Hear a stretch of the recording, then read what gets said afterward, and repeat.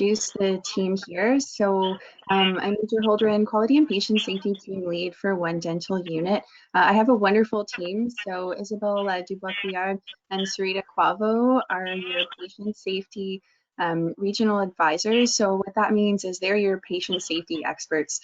So I know this webinar was kind of advertised as me presenting it, but really all the credit goes to Isabelle and Sareda. They're going to be presenting today. I'll be monitoring the chat, so any questions that you may have throughout the presentation, please type them in the chat, and I'll interrupt the presentation as appropriate to bring forward the questions, or perhaps I'll answer them in the chat. So yeah, go ahead and ask your questions there. And without further ado, I'll turn it over to Isabelle and Sareda. Well, thank you, Major. So good morning, everyone. Usually at this time of the year, I've been attending these, but this year I guess life gave us lessons, so we decided to make time, and we took the opportunity to be able to present on the COVID webinar.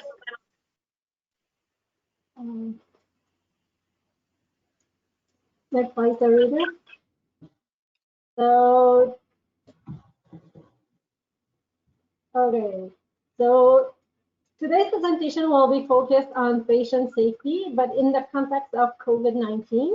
So we will discuss what remains the same, what has changed, and we will look into a different patient safety consideration to mitigate what we call those newer patient safety incidents within our clinics.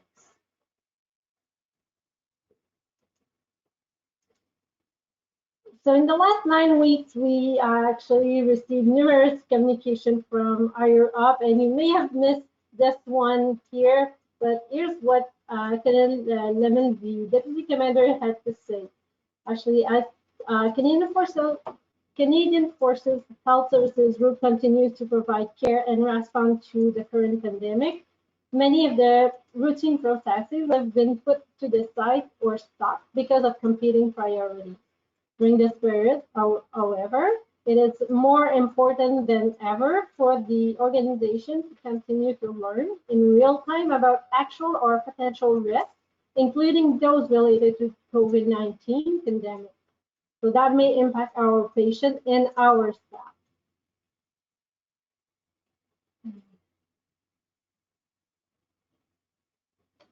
So as a result,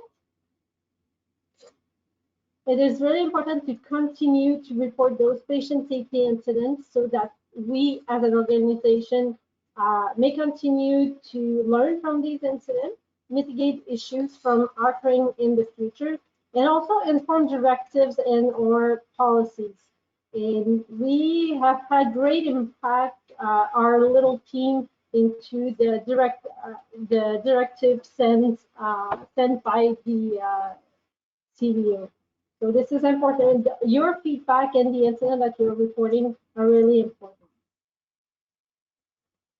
And to give you an idea, in the last, since we actually reduced tremendously our activity mid-March, we received 14 patient safety incident reports, and 5 of them were related to COVID-19.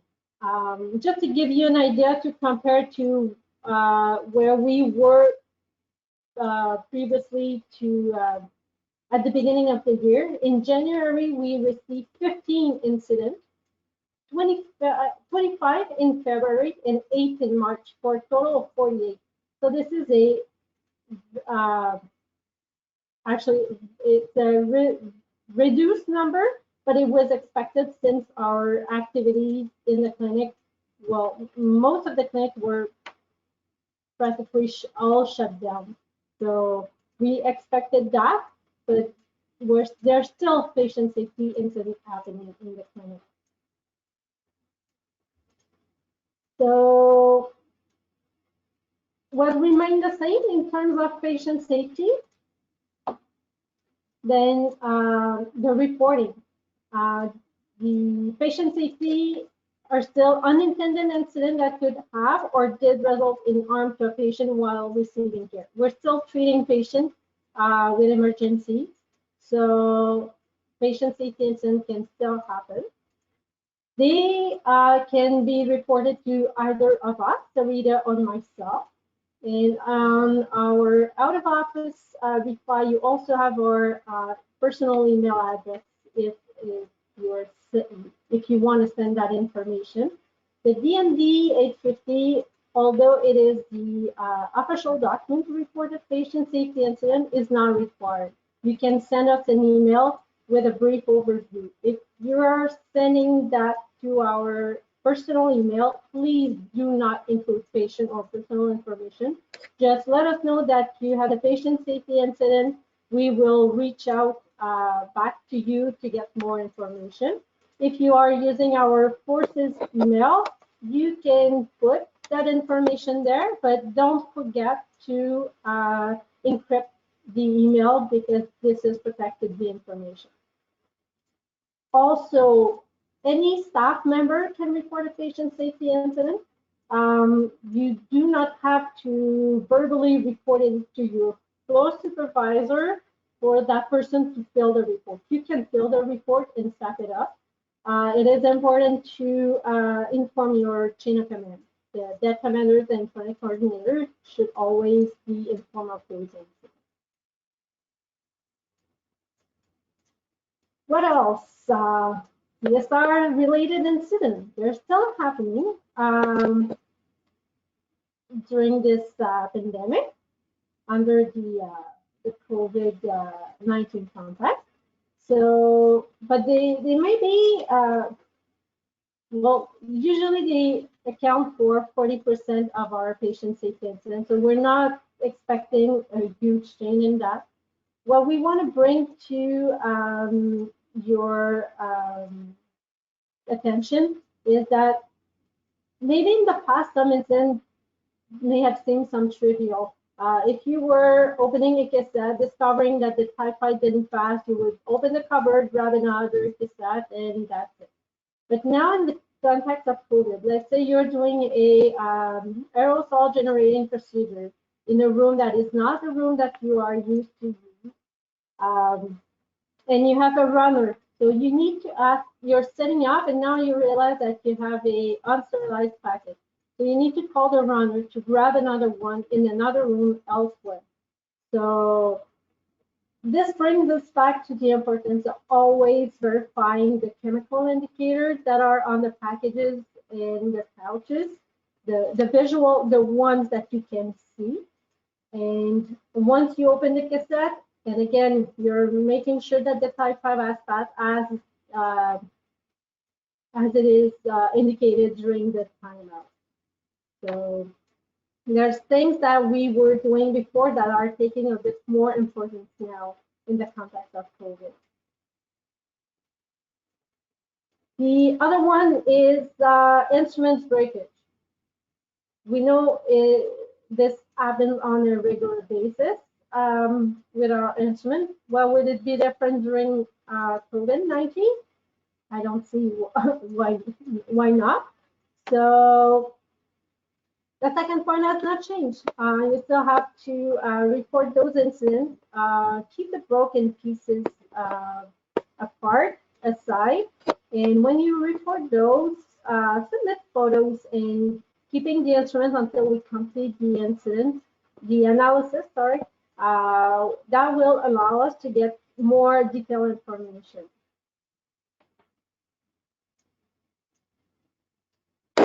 Also, what could still happen during the context of COVID-19 is the additional X-ray exposure. We know it happened that you go and you take a PA on the wrong tooth or bite wings are taken on the wrong side. Those are patient safety incidents that should not happen, but we all agree that the harm to the patient is minimal, but there's still waste in time and human resources having to redo the X-ray. So one of the easy communication tools that can be used is called a check back. It's actually a closed-loop communication strategy that's used to verify and validate the information exchange. And Sareda will talk about it a little bit more with example of that. Another type of patient safety incident that can still occur is the patient identification error. In the context of COVID, you are doing triage over the phone. So how do you know that the right patient you have open is the right chart? So the patient gave you their name and service number.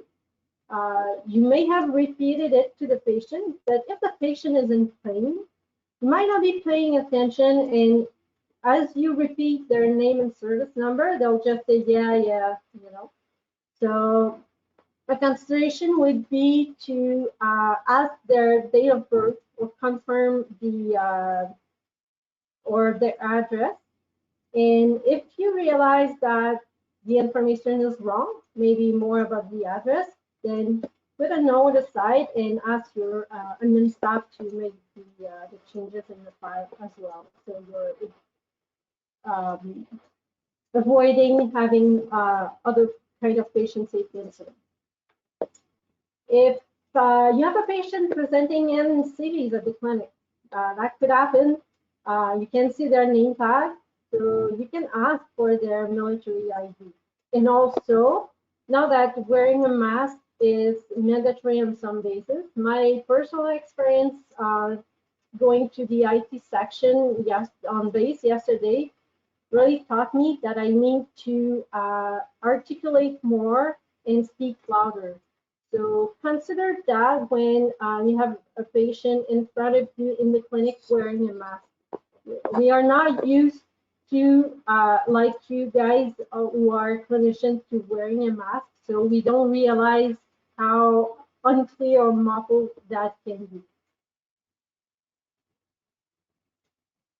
So what has changed with COVID-19? So now we need to report healthcare provider safety concerns. As you can see on the picture on the left side, you have a broken strap of a goggle. Those were the brand new goggles that we that were received from Bolé. So it's while preparing for a AGP that the provider was trying to put the goggles on, the strap broke. So this would be a safety concern for the provider if it had happened during the procedure. It differs a little bit from the picture on the right where you see an open back gown. That might not be a safety concern. It's more like a fit concern about the PPE that were provided. So if you're wondering what was the proposed solution for those open back gowns that you may have received from CMED, is to actually double up with a level 1-2 gown to cover the back.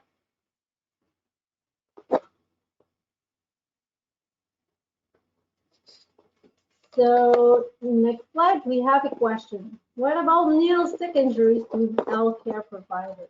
Is this a patient? Is this an incident you should report to the regional advisor?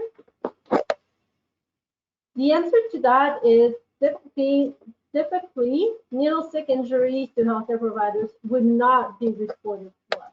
However, with the current direction, needle stick injuries can now be reported to regional advisor. If the staff member is injured, the DND 663 and CF98 should be filled as per normal. Reporting to Q&PS is actually a mechanism to make sure that the high-risk issues surrounding the pandemic are communicated rapidly. We I've been working full-time since COVID-19, but it's not the same in every department. So if there were delays with health and the health and safety service on base, we wouldn't want you to be, I'll say, a collateral victim of that. So this is one of the reasons why um, they have to be reported to us. We just want to make sure that nothing falls into the cracks. Sareda will take over now and talk about other patient safety considerations. You're on mute, Sareda.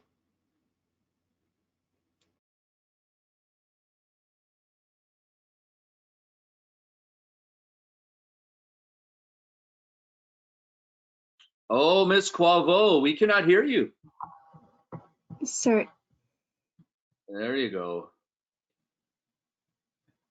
oh, Sarita, I still can't hear you. Nope. No, sorry. How about now? Yes.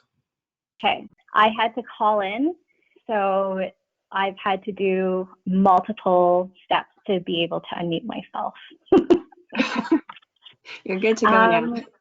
Okay, great. So thank you, Isabelle. So I will be talking about patient safety and considerations to think about as they relate to patient safety. So there will be two main things I think that we'll be talking about. The first is tracking patients. So obviously patient appointments have been canceled effective mid-March, and providers are responsible for tracking patients that will need to be rebooked. So that is a provider responsibility. The goal today is to share with you a recall list functionality within CFHIS that might be a tool that is helpful for providers to manage tracking patients. As well, a thought for consideration is how are patients who are awaiting urgent care being followed up during this period? So we have patients who were booked that required urgent care, but the patients, their appointments were canceled. Is there any, were providers consulted before they were canceled? Can providers look into their patient caseloads to see which ones may need to be reached out to check up how they're doing and be rebooked sooner rather than later? So those are some questions to think about, but for the remainder of the next few slides at least, I'll be talking about the recall list functionality within CFHIS. So CFHIS within Scheduler has this recall list functionality. It allows providers to identify patients who require an appointment in the future but cannot be booked at the time. So I've included the CFHIS IU there, which is 1200-10. And basically at a high level overview, the recall list, when you're creating one, you have a planned date that you want the appointment to occur. But there's also a warning date that is automatically gets created and sends reminders as the date nears. And what's really great about the recall list is that the recall appointment will remain active until it's been manually removed from the recall list, even after the planned date has passed. So this way it ensures that patient care is not jeopardized in any way through oversight, slips through the cracks, because we've now entered week 10. So we have almost 10 weeks of patients who have been canceled. So there may be some patients that slip through their cracks, and that is something that National Q&PS and HQ is aware of, but this might be a tool to help mitigate that. when we were speaking, we've talked about this before with our IPAC team members, and one of the questions that came up was about the waiting list. So the waiting list is another feature in Scheduler, and I just want to take a couple of minutes to differentiate between the recall list and the waiting list. So the waiting list is intended for patients who already have appointments but would like to be put on a wait list to be seen for an appointment to be seen sooner. Now, the biggest difference between the recall list and the waiting list is that in the waiting list, patients will, the waiting list appointment is automatically removed from the wait list 30 days after the original appointment time has scheduled. So they are patients they could disappear from our radar, whereas a recall list patients will still be there even after the date has passed. So those are the two differentiating points between the recall list and the waiting list. So I am by no means an expert in booking recall and using recall lists, but I did refer and wanted to show you sort of what it would look like. So this is straight from CFHIS IU. And as you can see, you have your patient information, you have your appointment type, you have your reason, your date plan. That is what I mentioned before when you're hoping to have your appointment scheduled, and then a warning date that will trigger a reminder. And you can put in notes as a trigger to refresh your memory, but just keep in mind that because this is a utility in Scheduler, that protected B information should not be ever put in there. So that is how to add a recall. You can also manage the recall list. So this is what the screen looks like. You can put your planned date, your range, and it's by location. So you can put your detachment name there and perform a search. And the search should recall everybody that's been put on the recall list associated with the detachment.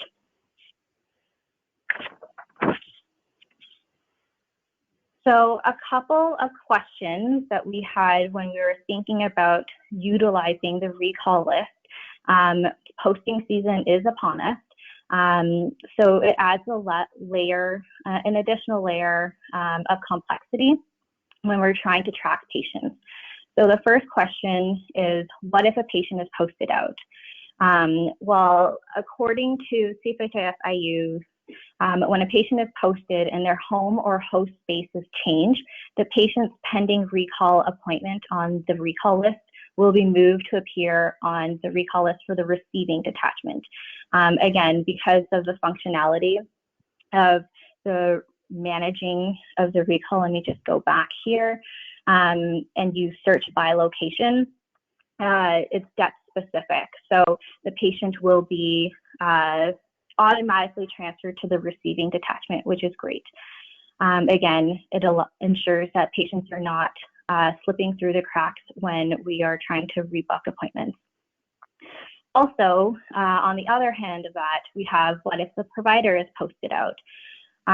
So we currently don't really know how long we're going to be in this posture for and when exactly operations are going to return back to normal. But at the end of the day, it is the provider's responsibility for tracking patient care. So sometimes providers are able to have that handover period. In this case, they may not. But at the end of the day, communication about patients on the recall is essential. So included on the slides is a link to the CFHIS IU for more information that goes into a lot more depth on how to create, manage, and delete recalls for your reference. As well, there is a CFHIS IU for managing a dental visit, and within that IU, it is specified that the use of a recall list could be used to track all treatment that would require follow-up. And so I've provided the link for that IU as well. So it's not just utilized for medical, but certainly dental has acknowledged its usefulness to our practice as well. Sareda, So, I'm just going to interrupt with a quick question. Yeah. Question from the group here. Can you make recall list for just a provider or the entire debt? So can we filter by provider? So that is a great question, and I don't have the answer to that because I haven't had a chance to play around with it. I don't know what the results query looks like. If there are others on the phone, perhaps maybe from Shiloh, who are able to respond to that, I'm not sure if you're able to specify by by provider. Because of the search query, you can search by detachment specific, what that looks like. If it's a nice table that says patient A, B, and C, and you can filter or sort by provider, I'm not quite sure. Okay, thanks, Sareda.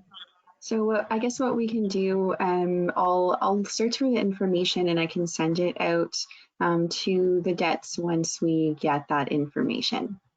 Yeah, for sure. Thank you. Perfect. So that is the recall list.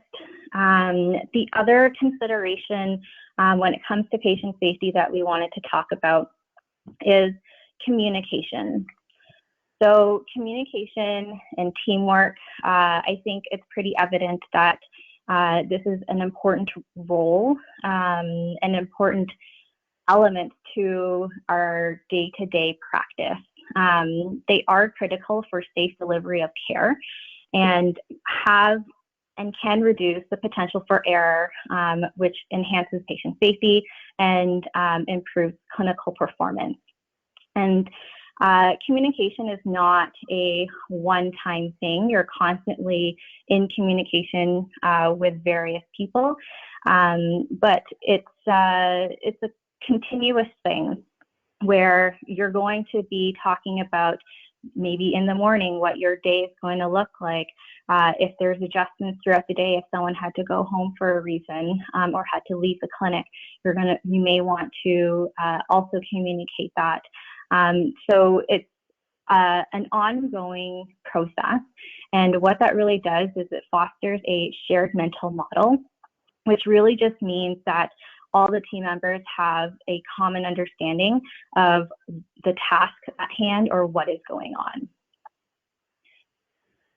So with communication, we have a couple of tools, again, that we wanted to share with you. And this is by no means restricted to COVID context.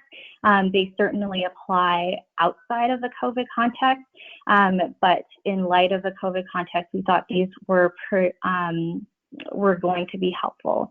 So Isabelle had mentioned a tool called the check back. So it's that closed loop communication to ensure that the information that was given was received and interpreted correctly. So the example we have here is an individual asks, can you take a PA of 3/7? And the recipient of that information confirms, got it, PA of 3/7, and just re-emphasizes or regurgitates what it is being asked for, so that they acknowledge that they heard the information correctly. And then the person who gave the instruction acknowledges, yes, that is correct. So that is sort of a verbal example. On the left here we have a video of a medical example, but due to technical restrictions, I won't be playing it for you. But when the webinar is over and these slides are posted, there is a hyperlink, so you can go through this deck, play it for yourself, and see what that looks like. And I believe Major Mark will also be posting a link to the video as well. So again, just to blow up what that closed communication loop looks like for the check-back process, the sender verifies, the sender initiates, sorry, in the blue, the sender initiates the message, the receiver accepts the message and provides that feedback communication. Yes, okay, this is what you were asking for. And then the sender verifies the message was received and received correctly.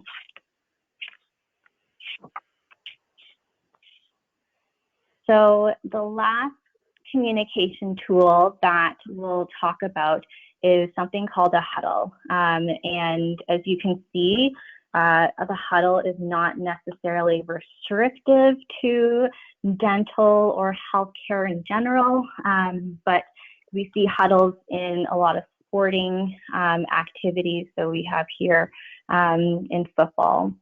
And so the purpose of the communication tool is just to really help team members gain situational awareness of what's going on. So as a result, you'd want all the team members, or as many as possible, to attend, so everyone has the same information across the board. So I think for those of you who have heard Q&PS talk about huddles, we've talked about it in the context of in the morning to bridge, to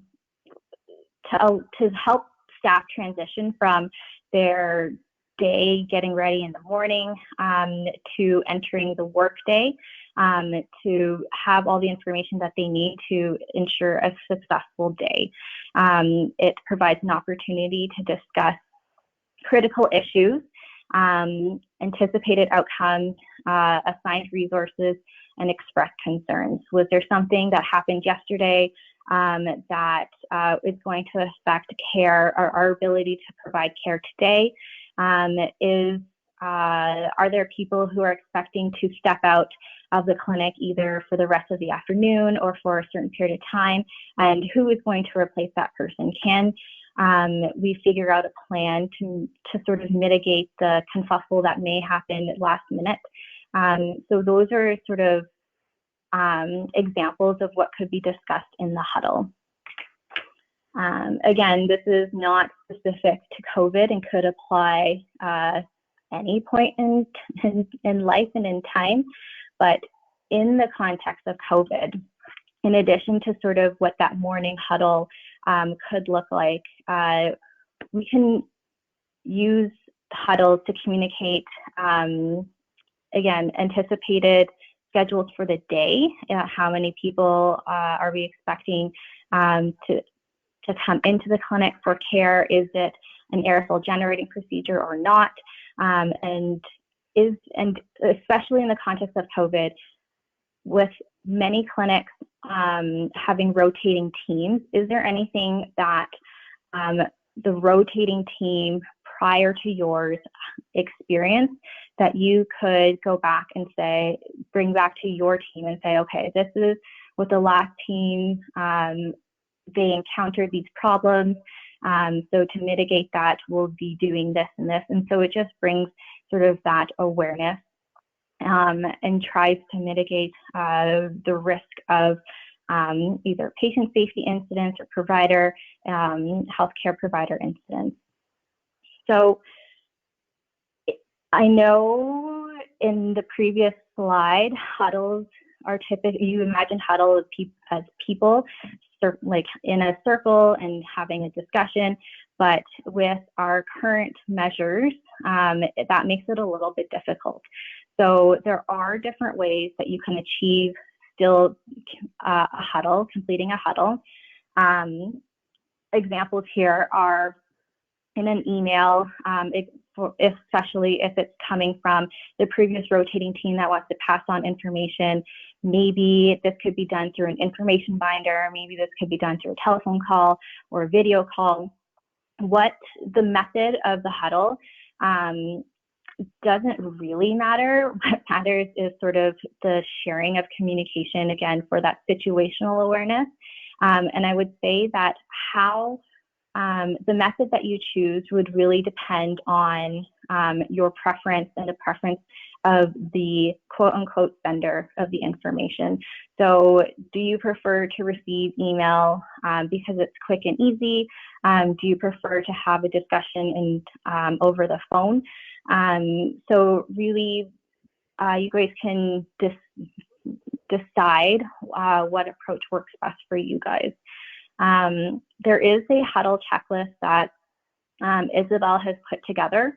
It's available in English and in French on our Q&PS patient safety communication tools, I think, is what we called that little icon or that area. So it's on SharePoint regardless under Q&PS, and it provides an overview of what a huddle is and things you can talk about, but there's also a checklist as an example.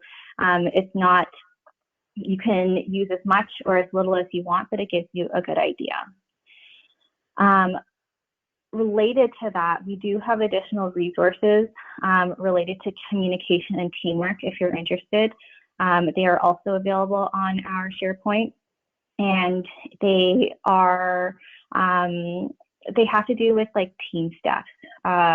So there's a bunch of different presentations that touch on various aspects of communication and teamwork. And so if you're interested in that, we would strongly recommend you visit our SharePoint site, take the time to review them. And if you have any questions or you're interested in implementing something and need some support, feel free to reach out to either Maj Holdren, Isabelle, or myself, and we are more than happy to assist in whatever way we can. So on that note, that is our presentation for today. We're happy to take questions, but we also wanted to provide you means to contact us. So we are available through D1, but if for whatever reason it's more urgent, Isabelle and I have provided our personal email addresses.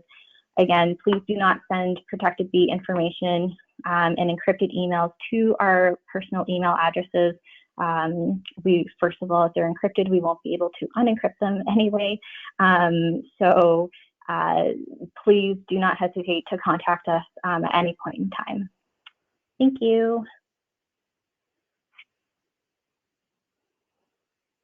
All right, thanks a lot, Isabelle, Maj Holdren, and of course, Sareda, IT problems. And we're just going to take a look in the chat for any questions. It was a great, really brief webinar. Very nice. Yeah, thank you so much, Sareda and Isabelle, for putting that on. Certainly, this would be a great time for questions, so please don't be shy. Major Mark, are they able to unmute their mics to ask a question if they want to? Yeah, absolutely. You can unmic, Okay. unmute. My experience has been that people are very scared to unmute and would rather chat, but absolutely can do that. Yeah, so there's no such thing as a stupid question. So if you would like, please pose your question. If not, you can definitely email us as per the contact info on your screen, and we'll be happy to get back to you with the answers. Just while we're waiting for a couple of questions, I can tell you about my experience just yesterday doing an endo in the full PPE. The probability of having a patient safety incident significantly can increase. The complexity of the procedure just with all the PPE that you folks have talked about. Wow. Yeah. So Major Mark. So it's is it does it affect the actual, like the mechanics of the procedure itself, or more so the communication with the patient, or both? I think it's like both. Like one with those really awesome goggles, it's really your peripheral vision is kind of skewed, and so when you're a provider, you're looking, yourself, you're seeing even as we're driving, so it's hard to see what's going on in the periphery. I found that anesthetizing and even having the consult with the patient was very, when you consult a patient normally, you sit and talk with them. I mean, all of us know we look at them, they look at our mannerisms, they look at our facial expressions, and that was all just covered. And it was so anti-personal. So that's another part, which then leads up to more potential anxiety. And then once you gown up, even just trying to talk through a 95 is really complicated, especially when you come at them with a sharp instrument or anesthesia. Wow. So it's just very, definitely in the procedural thing, just not being able to see as well. The fogging is a little more complicated, and looking through a scope with goggles was a little more difficult, but it was manageable. I mean, it's doable. This definitely takes more time, and like I said, it increases the potential for increase in patient safety incidents. But there is a question. Right. Yeah, so Darcy has a question here. She states that every provider is expected to rebook all their patients that were canceled. So yes, that's true. And so that's why she doesn't understand how to make the recall list. So great question. I think the recall list is mainly to keep track of those patients that are most urgent. They require rebooking in the most urgent sense. For example, in hygiene, if you have a patient that has a certain underlying condition that you really think needs to come first in your list, that might be a patient you want to add to that list to alert you to that fact. So for dentists or dental procedures, definitely people who are awaiting endodontic treatment, things like that, who have maybe third molars that are a ticking time bomb, things like that. So of course there's, we want to reschedule all of our patients. But when it comes to the phased reopening of clinics, and we're not really sure what that's going to look like yet, there will be a meeting at the HQ with involvement from a lot of detachment to determine what that reopening is going to look like. But I think once we know more about that, that will help give us some cues on how to reorganize which patients we see first and which patients we're allowed to see first. And that's when the recall list might come in handy to help us organize the priority of patients we should be seeing. So I hope that answers the question, but we'll definitely get more information about the use of the recall list. For example, can you filter by provider? I'm not sure yet. It's the recall list. It's a bit new to me. I know there are some providers and detachments that have been using it routinely that might be able to chime in here. The other question was, is it available? Is it just on the DWAN or is it available off the DWAN? That's a super good question.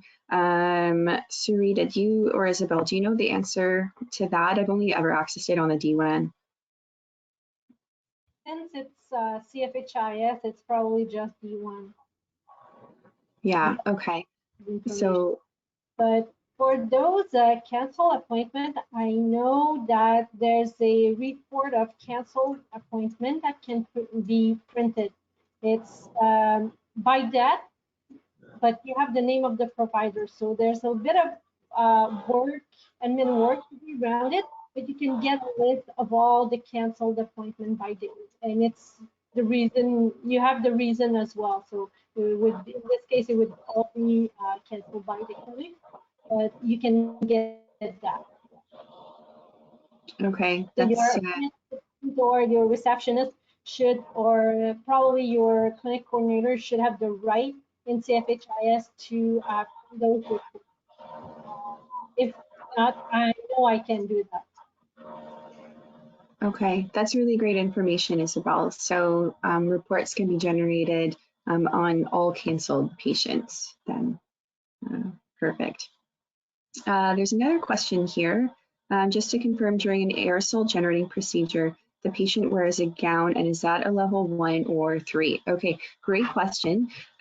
So during an aerosol generating procedure, the CDO's directive states that a patient must be, and I forget the wording exactly, but it includes something to the effect of protective clothing or protective barrier. I think his exact wording, protective barrier. For example, a gown. So a gown is certainly acceptable, but other protective barriers could be used. And somebody had come up with a great suggestion to use a body bib. So body bibs are something that are routinely used during endodontic procedures to protect the patient's clothing from the sodium hypochlorite. So really anything, I mean, if you want to use a garbage bag, you can do that as well. I would definitely suggest something that, if it's not something that is fluid resistant, of course. The idea is to protect the patient's clothing from droplets. So it has to be something fluid resistant. At the same time, it makes sense to use something absorbent as well. So if you are going to use something like a sheet of plastic, a garbage bag, or a plastic bib, it should cover the majority of the patient's clothing and should be fluid resistant and should be absorbent as well, because if you just have a layer of plastic and droplets are floating off of it onto the dental assistant or dentist, then that sort of defeats the purpose as well. So you might want to double that up with like an absorbent patient bib over top. So really great question about aerosol generating procedures and what type of protection is required. Any further questions on that? So there's another question from Sally. She's asking, are we to wear surgical gloves during said procedures? Okay, so surgical gloves. So surgical gloves are certainly a suggestion. The other thing that you could use that's in the directive as well is an extended cuff exam glove. So basically you're looking for a glove that goes up high on your wrist and something that you're able to pull over top of the gown cuffs. So your gown cuff will have an elastic wrist and then something that can go over that so that no skin is showing. So surgical gloves definitely fit that bill. They're very protective, but also an extended cuff exam glove is acceptable.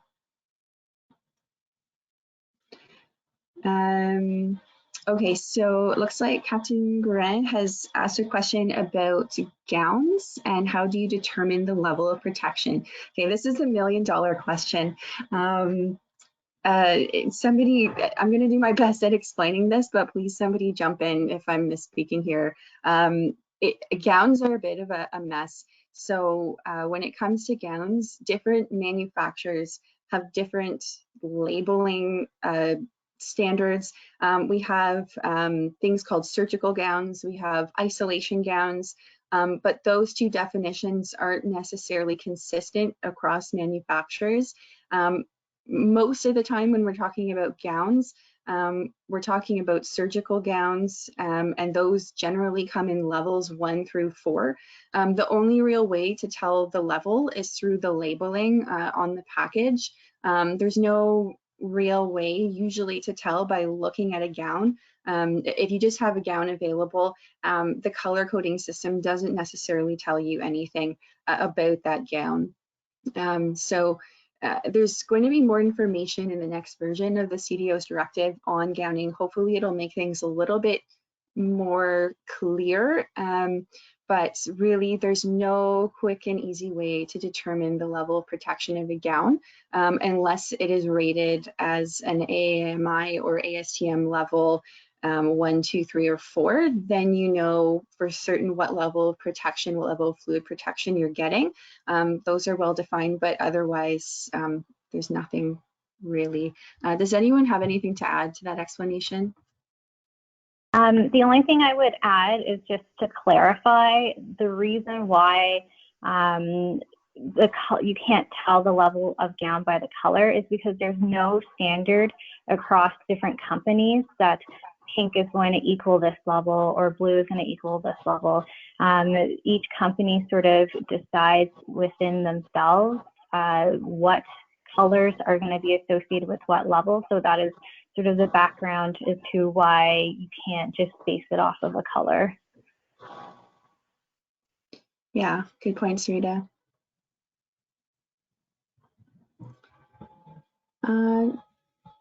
Well, last call for questions. Any further questions about patient safety? I guess IPAC as well is included in that.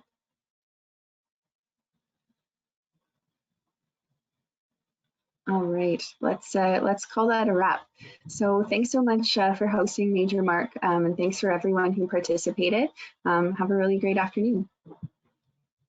Yeah, no worries. Thank you so much, guys. I really appreciate it. Just one last point is that you can catch a replay in English, in French, and English. They'll be up soon. They're advanced. Next week is going to be advanced dental anesthesia by Major Carrier. He's our oral surgeon in Edmonton. So you check that on the 26th of May. Cannabis in your patient is Major Grenier in a week.